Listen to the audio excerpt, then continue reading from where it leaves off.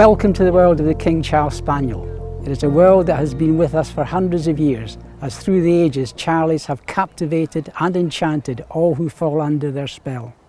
While we who know, love and live with the breed are dedicated to ensuring they continue long into the future, there are many misconceptions, especially when it comes to their health and fitness. In this film, we will explore this, look at the latest academic studies commissioned by the Breed Club, and endeavour to set the record straight for all who come into contact with this enduring and individual spaniel. Since the enormous popularity of brachycephalic breeds, the King Charles Spaniel also came into the focus, suffering from potential breathing difficulties, which is called BOAS, brachycephalic obstructive airway syndrome. Although we owners of the breed know that the breed is not suffering from this condition, our club sponsored and support a study proving that this breed is not suffering, and although the study has not been finished, the results are looking very promising and hopefully will prove that the breed is definitely not suffering from this condition.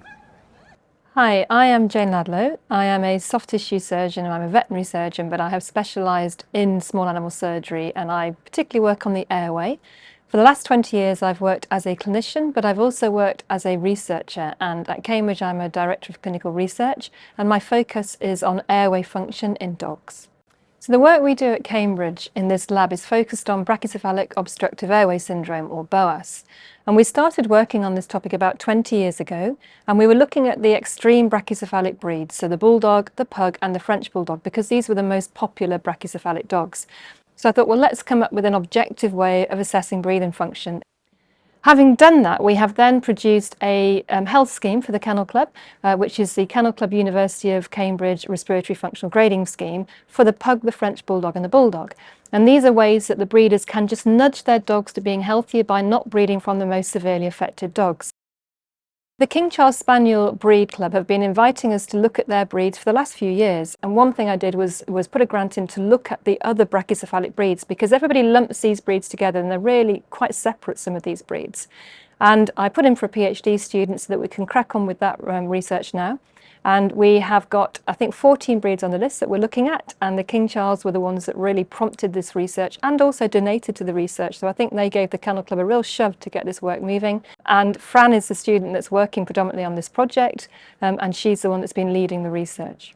So when we look at these dogs, we listen to them. So we use a stethoscope on the side of their neck and on their chest, and then we use a little exercise test. So this just stresses the airway a little bit. It's designed to increase the oxygen demand, and we do a 3-minute trot. And then we listen to them again. For dogs that will tolerate it, we have a breathing chamber. So the breathing chamber is something called whole body barometric plasmography, which is quite a complicated name, but it's basically a pressure transducer chamber where we can put the dogs in a breathing perspex chamber with airflow across it, and we can look at the changes in pressure as the dogs are breathing, and that gives us some idea of their respiratory flow functions. And that's quite nice because we can look at the traces and see how they compare to the bulldogs, the French bulldogs, and some longer-nosed dogs like beagles. We've been working with the King Charles Spaniels to look into their breathing function, so doing the BOAS testing and also doing a whole health examination as well, because we want to look at the whole dog and not just the breathing. We have been doing the breathing functional assessments in a few different breeds.